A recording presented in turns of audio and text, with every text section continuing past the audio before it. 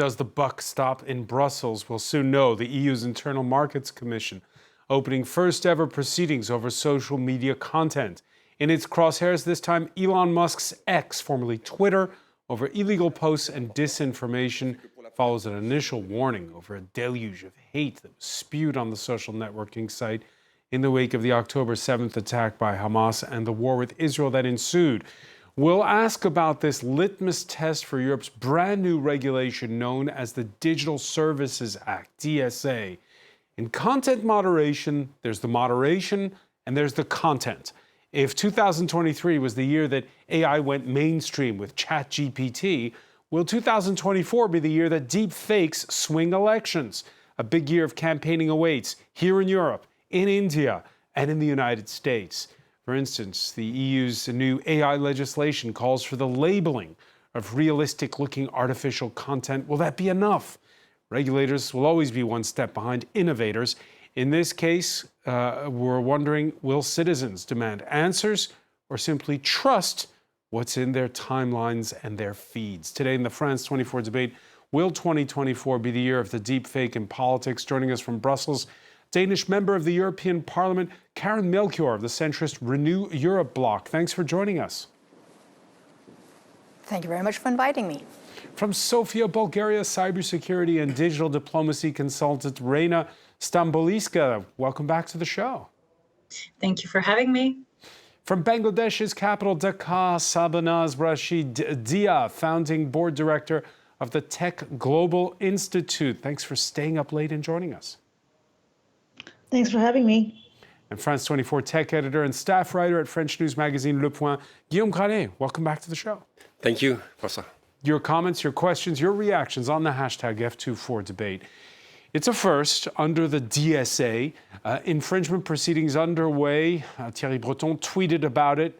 That's the commissioner. If proven, fines can go as high as 6% of a company's online global revenues. But that's a long way off. First, there'll be a lengthy investigation. Any conclusion can be appealed. X insists it remains committed to cooperating with the Digital Services Act. But Musk, seen here at a far-right rally in Rome last weekend, hosted by Italy's Prime Minister, ready to argue the point. Here's what he tweeted in response to Thierry Breton. Are you taking action against other social media? Because if you have those issues with this platform and none are perfect, the others are much worse.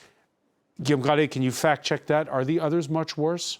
I don't know, but I think the situation is getting worse and worse when you see the social networks, and Elon Musk must be a little bit feared about losing this market, the European market, or you just told us, you explained that he might lose some money, but it's a long, long way. And when you look at the social media, nothing is really changing. What Elon Musk is tweeting, what he's building with Grok, which is his own chatbots that it's being trained on the X data, we can be very feared about what's going to happen. So he's taking everything that we tweet, yeah, and using that to train his model that's going to be able to compete with ChatGPT, with Bard from Google, or with Bing Chat from Microsoft. He wants to defend freedom of speech, but what we see now is just gaining some time with the regulation, and things are really getting worse, I would say. Karen Melchior, how long do you expect this investigation to go, and is this a watershed moment? I think the investigation is going to take for far too long. Actually, the investigations should already have started before the legislation came into force, because we have legislation that is the equivalent of asking automobile constructors to put in safety belts and airbags, and you then have a company like Twitter, now X, removing all of the safety belts in their program, in their platform, removing the fact checkers, the content moderators, the ethics people, and going the exact opposite way of where the legislation wants the platforms to go. So already then, we should have told X, Twitter, Elon Musk, that they were not looking to be in adherence with the legislation, and we should have started the investigations then. They don't really care about the fine at the end of the day 2 or 3 years from now. They care about creating disruption and having market dominance in the upcoming elections in 2024. So unfortunately, I think the legislation that we have in place, unless we have a very different approach to enforcement than we've had up until now, is not going to be effective. You're saying, if I understand correctly, that Elon Musk's aim is not to win or lose money, but to influence politics. It looks that way in the way that he has taken over X, what was called Twitter back then, has let very far-right influencers back on the platform. He's not really driving the platform seriously as a platform for social media, for exchanges, for dialogue. He's basically undermining the platform that he bought. He's making his money on something else. So I don't think that he bought Twitter in order to have a successful social media company. I think he has other motivations. It might just be his arrogance and his ego that brought him to buy Twitter, but it might also be something more sinister. Is it something more sinister, Reina Stambolijska? Well, I'm not in his mind, but I tend to agree with what Karen Mahiro was just saying. And this pertains to the role Twitter, well, now X, used to have, unfortunately and regretfully. It used to be our digital public square, a place where connections to people of power can be made more easily. I mean, a clear example of this is that I got to know Karen on Twitter, when it was still a good place to be. But Twitter used to be a place where people involved in public life were sharing opinions, were accessible. And so this is where I think we have a takeover of that digital public square when Elon Musk bought Twitter and kind of whipped it into submission to his own whims and desires and agenda, actually, because he's clearly pushing a political agenda of his own. And this is shown by everything that he does, from swaying public opinion himself to reinstating other people from, well, the darkest places of the internet, if you like, including also President Trump, whose, let's say, balance of opinions is not something he's known for. Yeah, eventual penalties against X would follow the fleeing of advertisers already after tweets by Musk that appeared to endorse an anti-Semitic post recently, revelations that hate speech was appealing alongside ads by major sponsors. This is a cartoon by Cal, whose work you see in The Economist. You're making a titanic mistake. I presume that it's Elon Musk on board the ship. But you just heard there Sabanaz Rashidia, Karen Melchior saying that that's actually not quite accurate. Elon Musk doesn't really care if he's losing money, if those sponsors flee. So if it's not the free market that's regulating him and it's not the regulators that are regulating him, we really should be worried? Yeah, thank you for that. I mean, I do agree with Karen to some extent that we should definitely be very, very worried. But I think the larger point there being is, why was these platforms created in the first place? And I think, if you look at sort of the genesis of any platform, they were created to be able to monetize social engagement and be able to kind of appease advertisers. And then over time, they've evolved into becoming public squares. So I think in many ways, perhaps Elon is taking advantage of this new era of what digital platforms have become, a public square, and then using that to weaponize and advance his own agenda. And the public should be very worried because there is no clear way to hold him accountable. The Digital Services Act is one way to do it, but at the same time, it's important to be careful about making sure that when we're thinking about accountability, we're not conflating terms like illegal content with disinformation. We're not conflating content moderation with larger systemic changes that needs to happen at all of the platforms. So I do think these trade-offs are quite important, but from where Elon is sitting right now, it doesn't seem like those are the kind of questions he's asking, but rather it seems that he's trying to antagonize and advance a political agenda. And that's really, really concerning. And Sabanas, what do you think of Europe's attempt to regulate? I think Europeans have a particularly comprehensive bill in place, and I think we all hear about the Brussels effect. So I'll be very curious to see sort of how that pans out. But particularly, I think there are principles in the DSA that are quite critical around transparency, around disclosures, around what we expect platforms to do, and I think those are excellent, sort of well-rounded principles grounded in human rights that needs to be advanced and sort of go around in different parts of the world. Where at the same time, I think the DSA is because of the strength of the EU, because of the kind of legal landscape within which this legislation exists, I am also conscious of the fact that it's harder to replicate that sort of legislation in other parts of the world. So I think in many ways it's going to be an experiment to see, if one of the largest sort of economic blocks in the world can actually rein in social media, rein in internet platforms, and what does that mean for other economies which may not have that kind of economic power, economic strength, but are still facing the same challenges, and what part of the European principles can be applied in other parts of the world. So I think in my mind, a lot of it is as an experiment for the next couple of years to understand, what is the best way to do it, and where do we really draw the line. All right. So on the one hand, the panel with taking a dim view to what's next for, as Reina called it, public squares, like the platform formerly known as Twitter.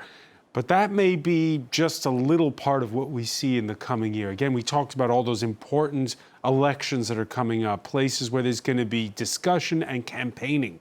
Back in 2016, the world awoke to the concept of micro-targeting, campaign ads specifically tailored to individuals according to their Facebook feeds to either get them to vote or to stay away from the polls according to their preferences and race. In the end, Donald Trump won by a very slim margin in a very few states. Investigations were launched after whistleblower Chris Wiley sounded the alarm about the dark arts practiced by political consultants Cambridge Analytica. That was in 2018, long after the election of Donald Trump. The first time Facebook's boss, Mark Zuckerberg, went to Congress to testify, it seemed like a hopeless mismatch with the underinformed lawmakers who questioned him. Micro-targeting was something we discovered after the fact, Guillaume Gralet. Deepfakes, they're coming mainstream now. Are we also going to discover them after the fact, or are we ready for what's coming in 2024? I don't think, unfortunately, we're ready, because the deepfakes are going to be very accessible to anyone and free or close to free for the most of them. I have a quick look at Agent. I tried it, the tool that's being used to already in some countries, and then you can have your voice with the same emotion. It looks like me speaking Hindi, speaking German, French, English with exactly the same tone. You could not recognize. You can make anyone say anything, and you've got the same thing with other tools that's gonna come to the market, like Val-E, created by Microsoft, with only 3 seconds of your voice. They can make you say absolutely anything. So the deepfakes, we knew until now that when you could find some mistakes are going to be no longer the same, and that can fool everyone. Yeah, 2023 was the year Microsoft-backed OpenAI took the world by storm, and from the get-go, campaign strategists wondered aloud about its implications. Back in April, after Joe Biden formally announced his bid for re-election, the Republican Party produced this attack ad. It's entirely comprised of artificially generated images. It's a dystopian view of the future if Biden should be re-elected. Karen Melchior, since that video came out in April, there's been an AI Act in the United States. There's just been legislation agreed to at the European level. Your thoughts on how far, again, the regulators have come in playing catch-up? I think we've come a long way in the EU. There's been an executive order in the US that needs to be followed up with more legislation. I think we've set out a framework for how we want to use artificial intelligence. Unfortunately, if we're looking at fakes in election campaigning and in the media, then that requires both the people developing the deep fakes to actually mark them as deep fakes, and also the journalists looking at them and also the public looking at the deep fakes, not treating them as something that is the truth and something that is real, that needs to get a lot of space in the media coverage. Because the power of the deep fakes in election campaigning will only be as large as the space that we give them in the media and by journalists.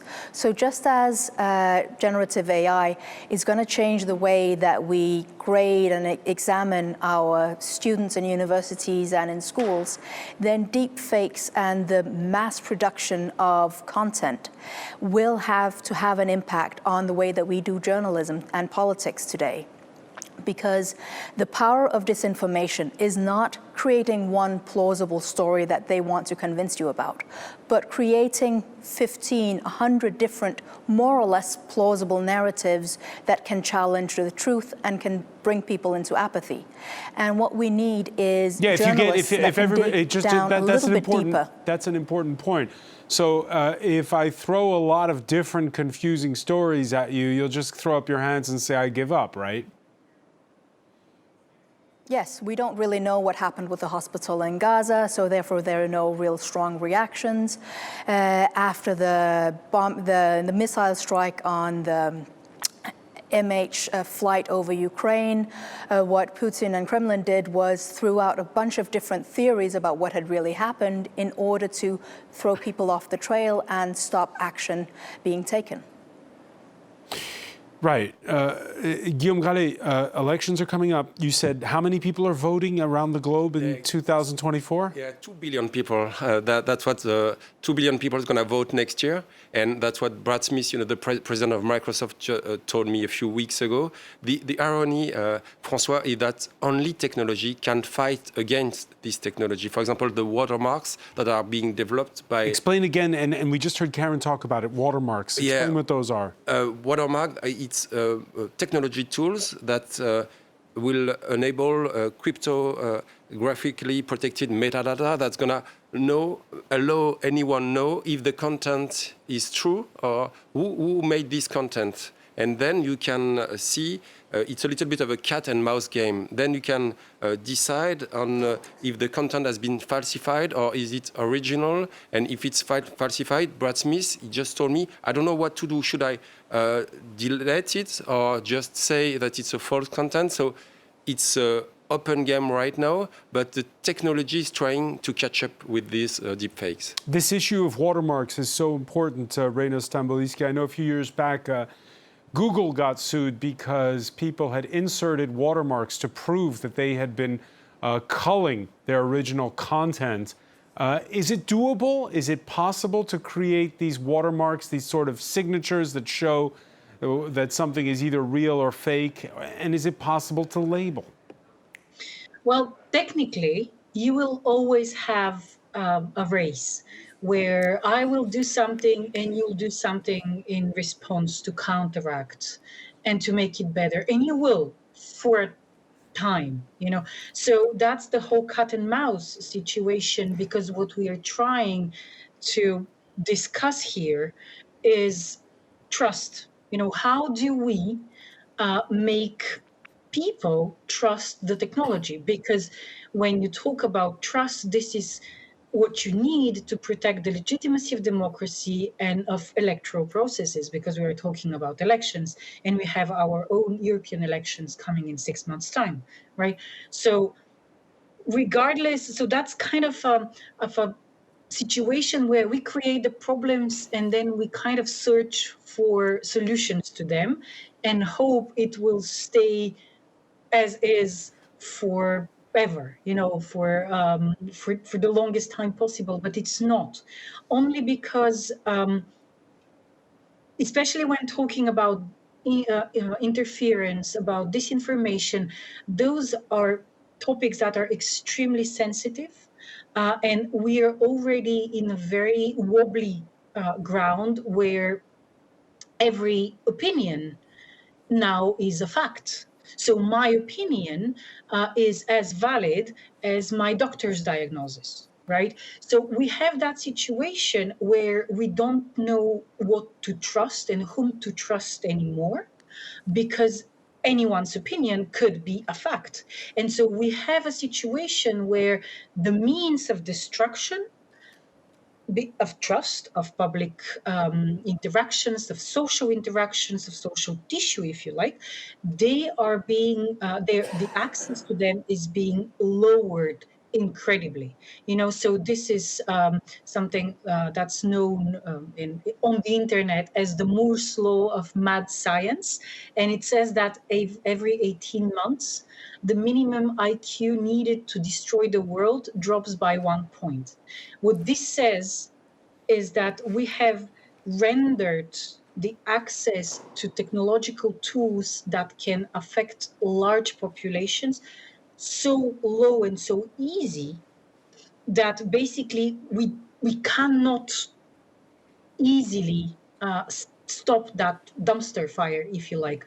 And if the EU has means to legiferate, to even to do some extraterritorial impact through its legal frameworks, this is not the case for other places in the world. So we also need to be very mindful of the fact that our technological solutions are also very Western technological solutions. And this is important if we want to live in a peaceful world, right? Because as the internet is connected, the same way we are connected to other people in other places outside of the EU or outside of the US and so on and so forth. So our technological solutions, they are a means to achieve something, and they need to take into account the diversity of the challenges that we have, because we use the same platforms, but we don't use them the same way, depending on whether we are in France, in Denmark, or in Bangladesh or in India. Yeah. So, and I'd like to hear our other. Well, let's talk about this, because the first big election of 2024 is on January the 7th, and it happens to be in Bangladesh, where there have been protests, boycotts, strikes ahead of Prime Minister Sheikh Hasina's bid for a fourth term. The opposition Bangladesh Nationalist Party claims 20,000 of its members have been detained. On Monday, a court refused bail for the BNP's Secretary General Mirza Fakhrul Islam Alamgir and jailed him. The Financial Times picked up on a video posted by an online pro-government news website called BD Politico. The news anchor, named Edward, purportedly represents something called Newsworld. The video was made using, Guillaume referenced it a moment ago, Hey Gen. It's a Los Angeles-based AI video generator that allows customers for somewhere between $24 and $30 a month to create clips fronted by AI avatars. Sure enough, we had no trouble finding Edward from Hey Gen in one of their promotional I'm Andrew reels. from Hey Gen. Today, I'm very excited to introduce Hey Gen 4.0. So it's a little scary there, seeing Edward. I guess we'll call him Edward Sabanaz Rashidi. Appearing that it's so simple to create him. It's obviously a deep fake, what we're looking at. Your thoughts on how this portends for what's already a tense moment, the build up to this January 7th general election? Yeah, thanks. I think there's a couple of different aspects to it. I think, the previous panels talk a little bit about trust, and I think I want to start there, because the challenge with deepfakes or synthetic media writ large is not just that it is easy to create false content as the one that you just showed, but it's also really easy to discredit the truth. And I think for a country like Bangladesh, which has the kind of political environment that you just described, it's really important to be able to safeguard the truth, to be able to safeguard independent media, to be able to safeguard good investigative journalism. But in the world of deep fakes, in the world of AI, we are in a situation where a politician in any part of the world, in fact, is able to then turn to uncomfortable truths or inconvenient truths and say, hey, this was done by deep fake. or this is done by AI. And I think that poses a much larger challenge for democracy, because when truth is being put to question, when trusting is put to question, that becomes really confusing, because people don't know anymore what to believe, whom to believe, which one is AI, which one is not AI. And I don't think it's a matter of a disclosure. I think there's a much larger challenge at play. And the second aspect of that is the fact that digital forensics tools are not very cheap. They're not particularly good. They're especially not very good in non-English contexts, in non-English languages. And so you have a situation where you either will have a lot of false positives, or just not be able to detect it. And we're beginning to see it with even the platforms. This video that you just showed was on X. The automation did not pick it up. But if it was done by such a prevalent technology like HeyGen, it was so easy to find the LA website, then this should have been easily enforced. And that's not a matter of whether there's a legislation or not, because manipulated media policies has been on the platforms for a much longer time. So the question is going to be, one, digital forensics tools or sort of detection tools that are off the shelf, that are available to journalists, to the public, are not cheap. They're not very good. They're not good in English. And two, the ones that are happening within the platforms, within social media, they themselves are also failing to pick up these contents. So even in a situation where we have watermarks, disclosures, I mean, my doubts are on the fact that whether you can even enforce it, because the technology itself is so nascent, and I don't think any platform at this point has figured it out. So to answer Reina's question, what does a country like Bangladesh do? I think a country like Bangladesh really needs to be able to, I think there's two aspects to it. One is definitely a lot of media literacy. We are a low literacy market, low digital literacy market, and I think there's a big aspect of that where we're able to help people understand or distinguish truth, and to be able to help people look at information and be able to question. So, vet it with other sources, be able to search the standard tactics of verification. I think on the other front of that, it's really important to be able to, equip civil society, equip frontliners to use international human rights framework as a way to hold these platforms, these kinds of content accountable. So to be able to understand, to be able to reach out to platforms, be able to create channels where we can be like, this is a content, this is not, we're unsure, as the platform being able to provide sufficient amount of tools to the users to then report this content and be able to verify and actually validate whether this is truth or not. So I think that a lot of the onus is on the platforms, because they're the suppliers, or they're at least the intermediaries that are hosting a lot of this content. And I think the other aspect of is just large-scale media literacy, because I don't think it's not an either-or situation for a country like Bangladesh. And how many people are fooled by what you just saw? Or do people in Bangladesh, I mean, every country, people are politically savvy. They know when stuff is coming from a certain quarter, right? Yeah, I think to a large degree they can. I think it's harder when it's the content that you just saw, because Bangladeshis are not keeping tabs on what's happening in news world or US news to that large degree. There's a lot of smaller outfits. So I think once you move away from the larger outfits, the more well-established, credible ones, I do think there is some degree of efficacy in being able to fool people. I think to a large degree, depending on the content itself, it's not.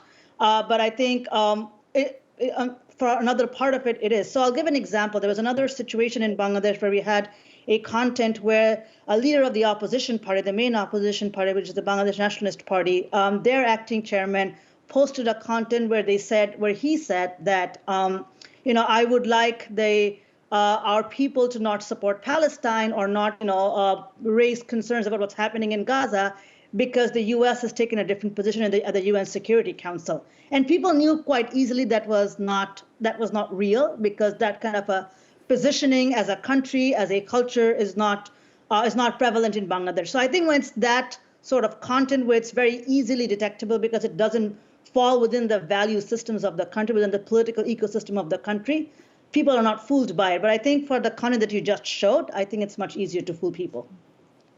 Whose responsibility, Karen Melchior, is it to not have these deep fakes? Again, this is something that was produced by I think the founders of it are former programmers from Snap. Does HeyGen have a responsibility? Does Twitter have a responsibility since that's where that video was posted. Whose responsibility is it? I think you're asking the. I think they all bear some of the Sorry, I'll begin with Karen Melchior. Go ahead. I think they all bear some of the responsibility. We also saw in Myanmar that Meta was very present there, but they didn't actually have sufficient content moderation. When you are present in different markets all across the world as technological companies, you have a responsibility for the use and misuse of your product.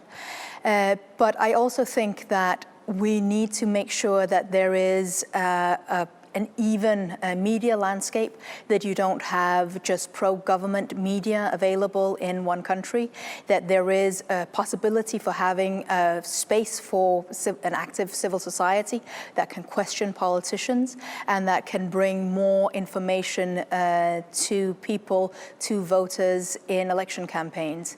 And I mean, this is not a Bangladesh or Global South issue.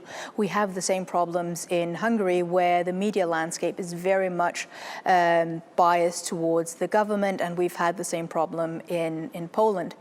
We need to make sure that there is a diversity of information that is available, and that there is journalists that are available to work as journalists and get their stories out, that the politicians aren't put in jail just up to the elections, and that when we see things like that in Bangladesh, that the European Commission and the European Parliament actually look at, well, should Bangladesh then continue to have tariff preferences that are dependent on actually having a free press and rule of law and human rights respect? So it's not a question of allowing the technology to solve the problems that technology came with. I don't believe that that is going to be the solution. You can look at watermarks all you want, but that's going to be after the fact, just as the micro-targeting of 2016 was way after the fact and way after the victory was won by misleading the public. That's why I think we need to go back to the old tools of making sure that we have diversity of opinion, diversity of information available, and we have journalists that look at not just revelations and he said this and they disagree with that, but actually look at, well, in whose interest is it that this story is coming out? What is the underlying story? And that the journalists have time to actually develop these stories. And of course, it's music to our ears. We love it, Karen Melchior. You're welcome anytime to tell us the world needs more journalists. But Guillaume Gralet, the problem is this one. We've seen it here in France, right? We've seen when there were the protests against the COVID restrictions.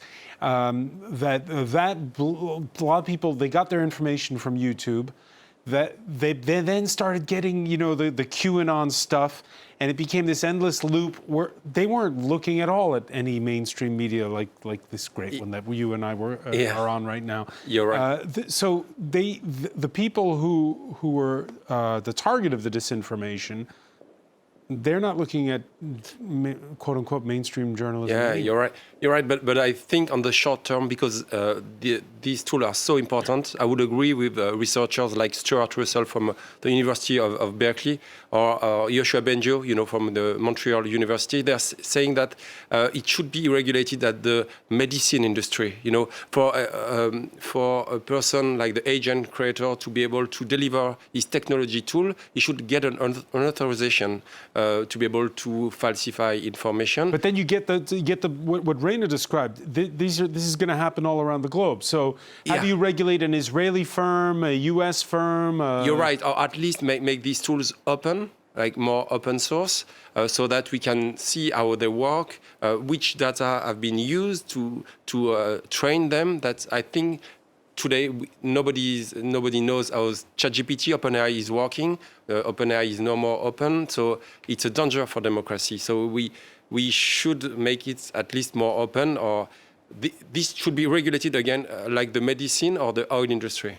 Raina Stambolis, this is perhaps it can seem like a detail, but it's quite important in that procedure that's been launched by the EU against Twitter. Which is they wanted them to be more open about how their algorithm works. How far are they going to get with that request? Well, I'm still waiting for my crystal ball to be delivered by Amazon. So that's a tough nut to crack. I mean, the DSA, so Digital Services Act, is still very in its infancy. So um, things are still being worked out. It is obvious why, the timing of this action from the Commission is kind of obvious, because we are 6 months ahead of the European elections, and because also the transparency reports that X has been releasing are, well, far from being satisfactory, right? So there are things going on there. But is that About where, to answer your earlier question and what Guillaume was saying just now, is that where, for markets like Bangladesh, you can perhaps start to reassure by making things more open source, more available to the public, overruling the objections of these companies that say, well, they need their copyright on their secret sauces for their algorithms because otherwise they don't have a leg up on the competition?